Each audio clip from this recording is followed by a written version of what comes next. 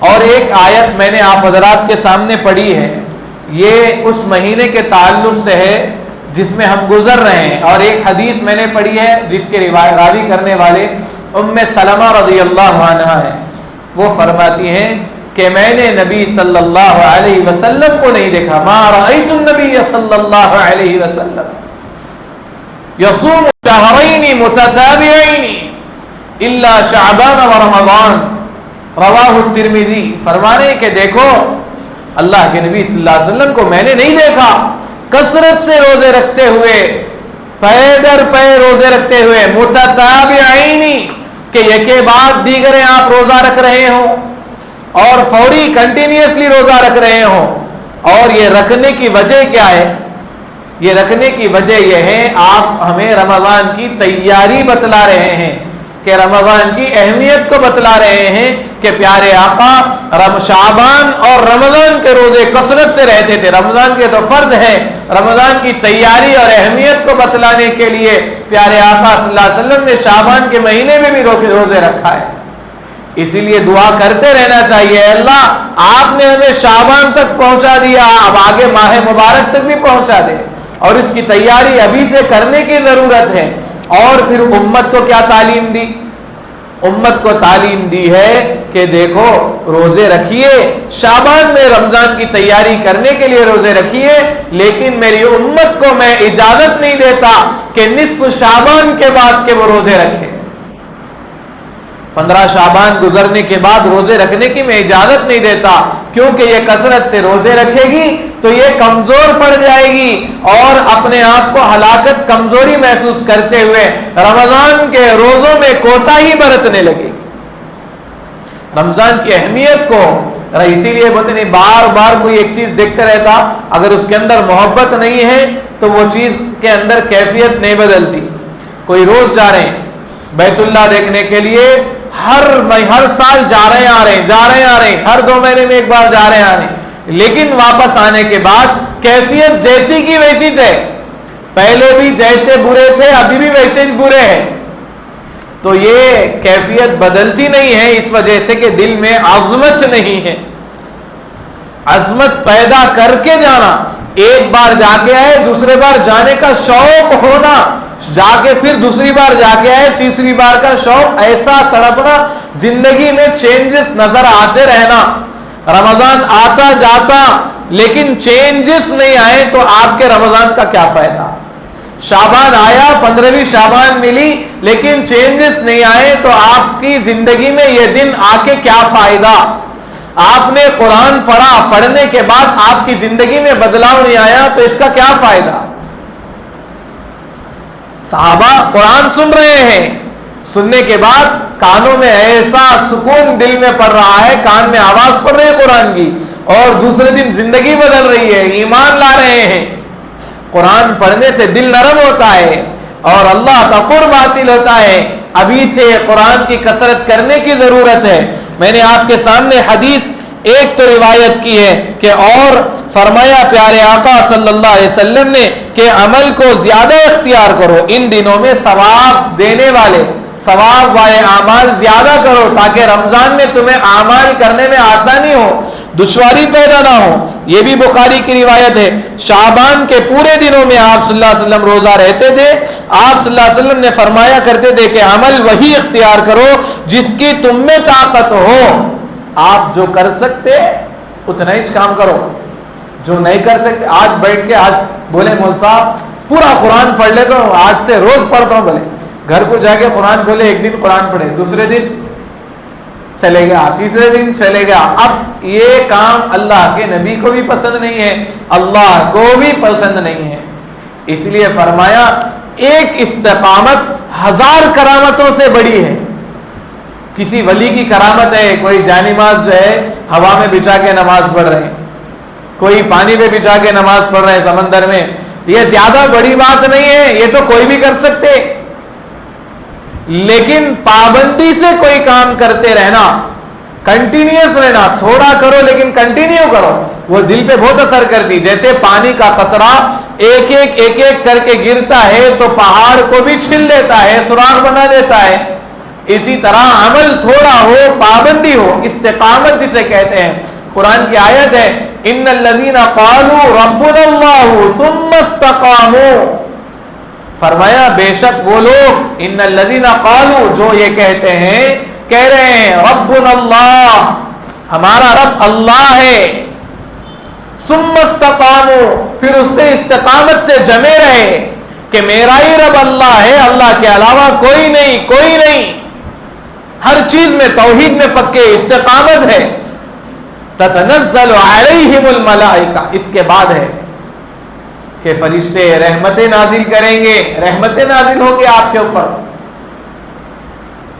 اللہ رب العزت آپ کے اوپر اس استقامت سے دروازے کھولے گا، رحمتوں کے دروازے کھولے گا، عمل میں جان پیدا ہوگی. روزانہ فرائض تو کرنا ہے، یہ تو کیسا بھی کرنا ہے، فرائض تو چھوڑنا ہی نہیں ہے. نوافل کی عبادتیں، ارے آج شب معراج تھی، میں صلاۃ التسبیح پڑھا، پھر کب پڑھتے؟ اگلے سال شب معراج کو پڑھتے، شب برات آئی تو پڑھتے نہیں. یہ عمل اللہ کے نبی کو پسند نہیں ہے. کبھی کبھی کرو بھائی، کرو، لیکن کرتے رہو. تہجد پڑھے، کتنے دن پڑھے؟ ایک دن پڑھے. روز اٹھ رہا ہوں بھائی تہجد کو، کتنے دن اٹھے بھائی؟ 3 دن اٹھا، اس کے بعد نیند اس لگ گئی. پھر کب اٹھے؟ اب وہ دیکھنا پھر رمضان آیا تو تہجد پڑھنا. ایسا نہیں، اس میں استقامت ہو، ڈیلی ہو، درود پڑھ رہے ہو. آج عشق جاگ گیا، فوری 1000 بار 2000 بار درود پڑھے. اس سے بہتر ہے روزانہ 100 مرتبہ درود پڑھو، لیکن روز پڑھو، کوئی دن ناغا نہ ہو. اللہ رب العزت کو یہ پسند ہے. اسی لیے اللہ کے نبی نے فرمایا عمل وہی اختیار کرو جس کی تم میں طاقت ہو، کیونکہ اللہ تعالیٰ ثواب دینے سے نہیں تھکتا. کتنی پیاری بات ہے. تم تھوڑا کرو، اللہ زیادہ دیتے. جیسے 5 نمازیں پڑھو 50 دیتے. سبحان اللہ بولو، کچھ اللہ جتنا چاہے دے دے. درود پڑھو، جتنا چاہے اللہ دے دے. مقدار کو شوق بڑھانے کے لیے بتلایا جاتا ہے، اتنا اتنا ثواب ملے گا.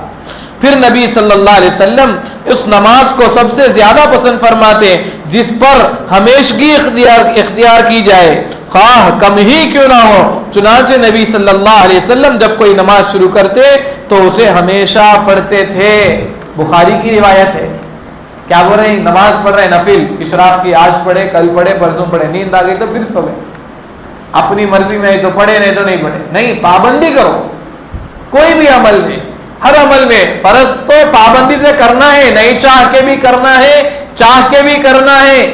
لیکن نوافل میں کوئی عمل کر رہے ہیں. اب میں اس مسواک کے بارے میں بولا، آج جا کے مسواک خریدے دکان سے، 2 دن مسواک رہتی جیب میں، تیسرے دن ارے وہ شٹ کے جیب میں رکھا تھا، کہاں چلے گئی؟ میں اس سے پہلے بولا جیب میں مسواک رکھو، ہمیشہ ہمیشہ رہنا چاہیے مسواک.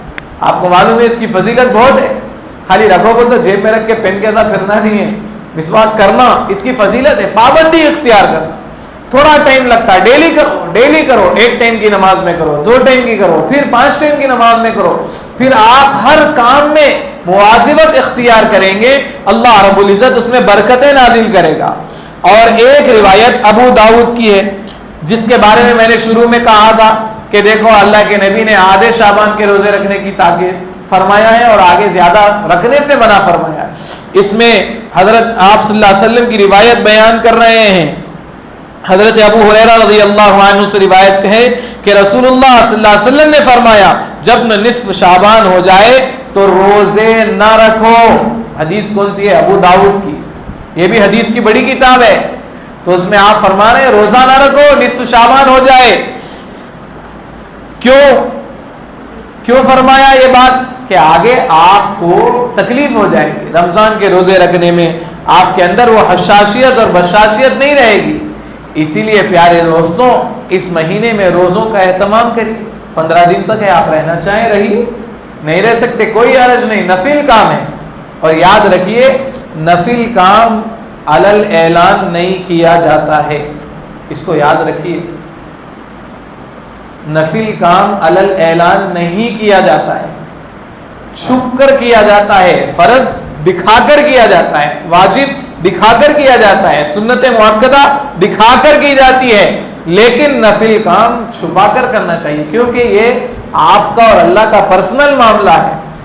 نفل کام روزہ رہ رہے، نفل روزہ، پیر جمعرات کا رہ رہے روزہ، روزہ ہے, ہمارے میاں روزہ ہے, ہمارے شوہر روزہ ہے, ہمارے بیگم روزہ ہے, ہمارے بچے روزہ ہے, تو کیا کرنا رہے, تو بہت اچھی بات ہے, رہ گئے, آپ اللہ کے لیے رہے, بولنے کے واسطے رہے. اور ایسا ہم نے ہمارے بڑوں کو ایسے دیکھا کہ دن بھر روزہ تو رہتے تھے, بازو بیٹے کو نہیں معلوم ہوتا تھا باپ روزہ ہے بول کے. شام میں مسجد کو جا رہے ہیں, جاتے جاتے گھر میں سے گھڑے میں سے پانی لیے, پی لیے, چلے گئے. ارے صبح سے لائے تو نہیں پیے نا, نہیں معلوم ہوا, انتقال کے بعد معلوم ہو رہا کہ آپ روزہ رہتے تھے پیر جمعرات کا, اور معلوم کب ہو رہا انتقال کے بعد. نفل عمل ہے, تہجد پڑھو, لیکن یہ نہ کو بولو دعا کرنے کے ٹائم میں اللہ دیکھو نا سب سو رہے ہیں لیکن ہم اٹھے ہوئے ہیں نا. کہیں کو بھائی آپ اٹھے تو آپ کے واسطے اٹھے, دوسروں کی شکایت ٹھیک کر رہے ہیں اللہ سے. آپ کا کام ہے سب کو فجر میں اٹھانا ہے, تہجد میں محبت سے اٹھ جاؤ, اللہ سے مانگنے کے لیے اٹھ جاؤ, اس کی الگ فضیلت. اٹھنے والے کے لیے, نہیں اٹھنے والے کے لیے ٹوکنا نہیں ہے. ارے تہجد ہی نہیں پڑھتا بھائی, میں 20 سال سے تہجد پڑھ رہا ہوں, تو کیا کر رہے ہیں, تہجد پڑھے تو بڑا کام کر رہے ہیں, کچھ بھی نہیں کر رہے ہیں. آپ کا اللہ کا معاملہ ہے, آپ کا عمل بڑھا رہے ہیں, لیکن دعا میں کیا بول رہے ہیں, اللہ میاں دیکھو سب سو رہے نا, اللہ میں تو اٹھانا, تم اٹھے تو اللہ کے واسطے اٹھے, سب کے واسطے اٹھے, صبح جا کے سب کو بولنے کے واسطے اٹھے. یہ بتانے کا مقصد یہ ہے نفل کام چھپ کر اور چھپا کر کیا جاتا ہے. بعض کام ایسے رکھو جس کا صرف رب کو پتا ہو. اللہ رب العزت ہمیں سمجھ کی توفیق عطا فرمائے اور شعبان کی اہمیت کو سمجھنے کی توفیق عطا فرمائے. اگلے جمعے کے اندر انشاءاللہ 15ویں شعبان شب برات کے تعلق سے اس کی کیا فضیلت ہے, اس کی احادیث میں کیا کیفیت ہے, یہ سارے تعلق سے مستقل پورا شب برات کے عنوان پہ انشاءاللہ اگلے جمعے کے اندر آپ کے سامنے تفصیلی روایات بھی آئیں گی, اور اس کی کیا اہمیت ہے اسلام کے اندر محدثین کے نزدیک, مفسرین کے نزدیک, اس کو بھی آپ کے سامنے پیش کیا جائے گا. اللہ رب العزت ہمیں عمل کرنے کی توفیق عطا فرمائے. وآخر دعوانا الحمدللہ رب العالمین.